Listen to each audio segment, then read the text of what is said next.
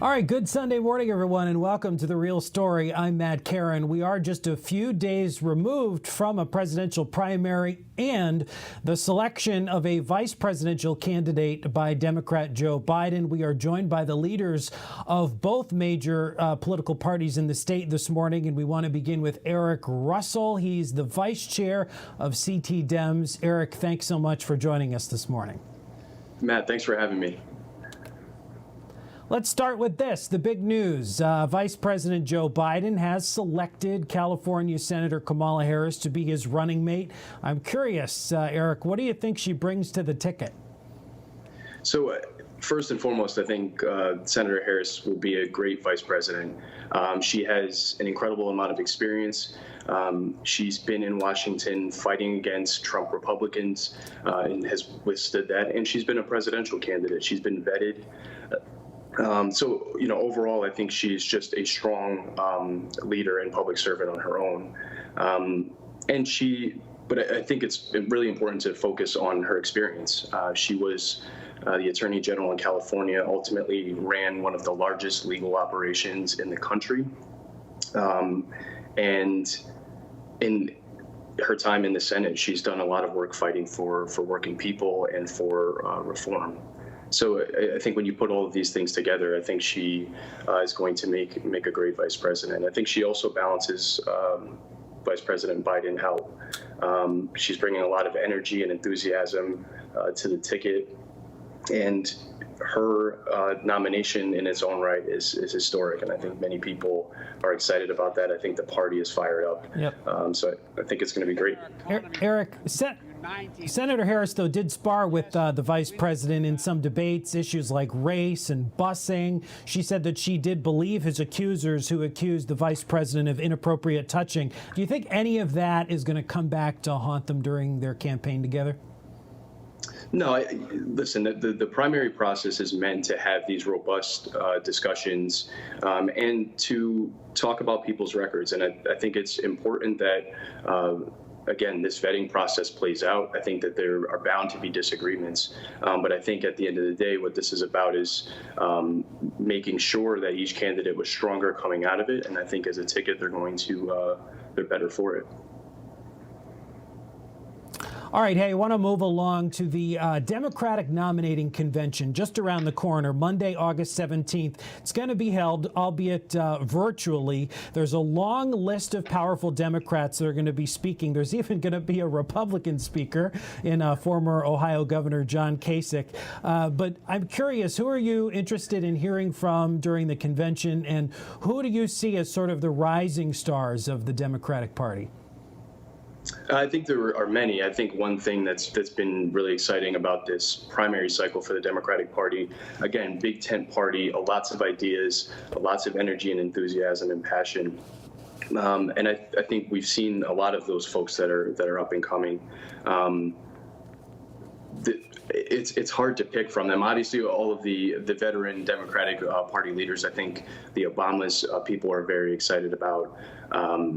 But the list goes on. And one of the nice things is that all of these folks bring something different to the party and have been able to make contributions and to help have stronger ideas and move our party forward and our country forward. All right, let's get back here a little more local here in Connecticut. Obviously, we did just have a primary, the last in the nation, or one of the last in the nation. And, Connecticut's primary was somewhat mocked as being unimportant. 800,000 registered Democrats, 460,000 Republicans. I mean, I'd imagine the results don't come as a big surprise to you. No, I don't think the results necessarily come as a surprise. I think the primary process was important. I think, especially in these challenging times, we're all doing this for the first time. And the candidates were coming up with new ways to get their message out and to engage with voters. I think one thing that we saw that came out of this process is that it's our first time using mail-in ballots in this way. And what was very clear is that voters wanted to use this process. People wanted to get out and vote, but they wanted to do so in a way that they felt safe. And we saw that play out through this primary. Yeah, Eric, I wanted to bring up those mail-in ballots. I'm glad you did. State Senate Republican leader Len Fasano called that a failed experiment. President Trump calling mail-in ballots a disaster. What's your response to that? I think it's typical Republican rhetoric. We've also had President Trump say that he knows that the more people that vote, the less likely Republicans are to win. So I think it's part of this messaging that continues to go on that from the Republican Party. And, Democrats fought against that narrative and that rhetoric and made some tough decisions and figured out a way to make sure that people could get out and exercise their right to vote in this primary. And it is clear that voters felt comfortable doing this. There are obviously some hiccups. I think that's expected anytime you're doing something for the first time. But the most important thing was protecting the integrity of the process, which I think happened, and it gave more people access to vote in a way that they felt comfortable. But Eric, just want to push back a little bit. We do know that thousands of people who requested an absentee ballot, they either never got one, they got one late, and this was basically due to a mail house that was having some issues that was contracted by the Secretary of the State. So there were some significant issues, were there not? Sure, and I agree with you there. This is the first time doing this, and I think there were bound to be some hiccups. But I think what's also important is through this process, we've learned from this, and I think we can go back and analyze what worked and what went wrong, and we could, do our best to address those things. At the end of the day, people still had an opportunity to vote in a way that they would not have been able to vote otherwise. So for anyone, by the way, I was one of those people that did not receive a ballot. This is not there were certainly challenges, but I was able to still get out and exercise my right to vote. And I think for the people that did receive ballots, even if they were late and they were able to drop them off at a ballot box, it was an opportunity for people to vote in a different way that was safe for them. So. Okay. Yeah, there was another issue with voting, too, and it had less to do with politics and more to do with Mother Nature. I mean, just hours before the polls opened, there were nearly a dozen polling places and municipal election offices that were still without power because of the storm. I mean, do you think that impacted turnout at all? Certainly. I think there were a lot of challenges this primary process, and I think we've seen a lot of challenges as a whole this year. But, at the end of the day, I think people still had opportunities, and folks were excited to get out and vote. And I think people did the best they could under the circumstances. So, Eric, I want to broaden the discussion out for just a minute. I mean, when it comes to getting more people to the polls, what is your party doing as far as get out the vote efforts? I mean, specifically when it comes to young people and making sure that they're engaged. So we've done a lot of work in this area as a party, and it's certainly been a focus of mine and an interest of mine to continue to make sure that everyone knows that the party is open, that we want folks of all backgrounds and age groups to be engaged in the party and to bring their perspective so that we can work with our elected officials and our candidates to get those messages out.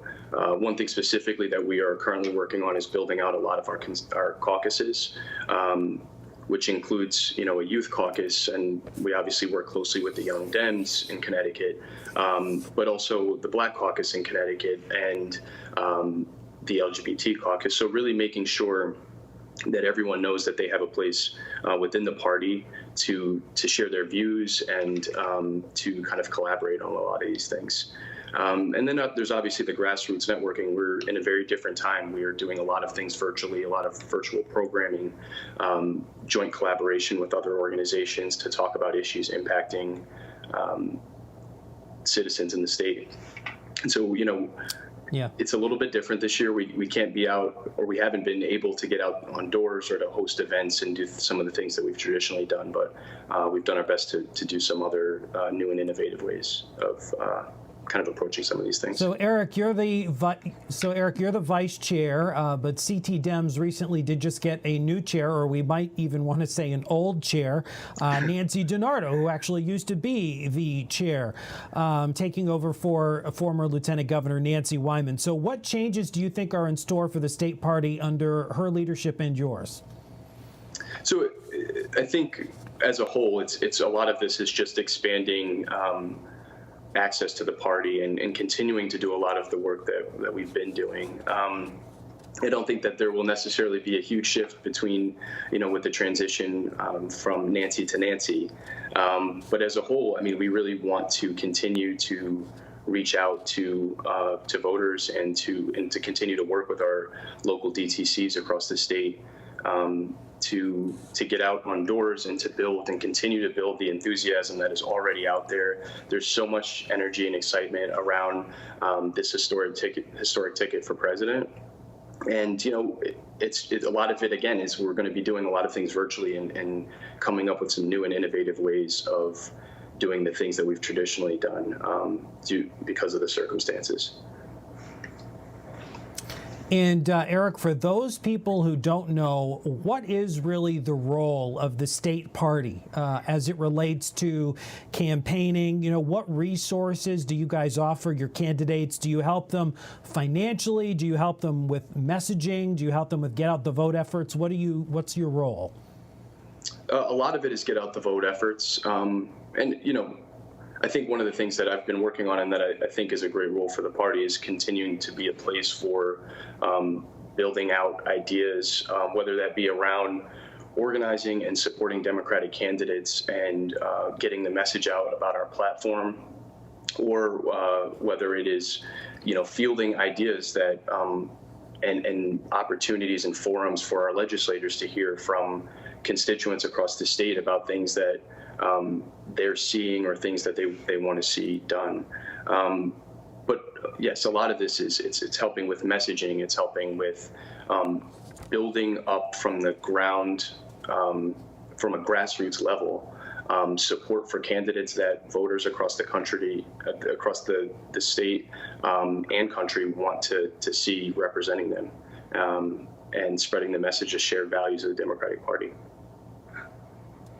Hey, we have less than a minute left. I always like to ask this question, and just so you know, this isn't an answer that needs to be a party answer. I'm just kind of interested in your personal opinion. But, here in the United States, we have an electoral college. Do you think presidential elections specifically should be decided by a popular vote instead?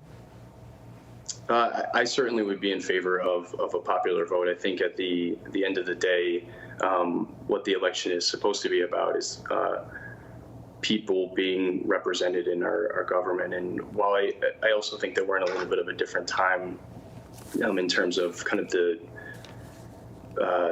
disparities between communities across the country, but I think that a popular vote would be great. All right, Erick Russell, the vice chair of CT Dems, we want to thank you so much for coming on The Real Story. Thanks for having me, Matt. All right, coming up next on The Real Story, we're going to sit down with J.R. Romano. He is the chair of the Connecticut Republican Party. What does he think the chances are of President Trump getting reelected? And what does he think of the selection of Kamala Harris to be Joe Biden's vice president?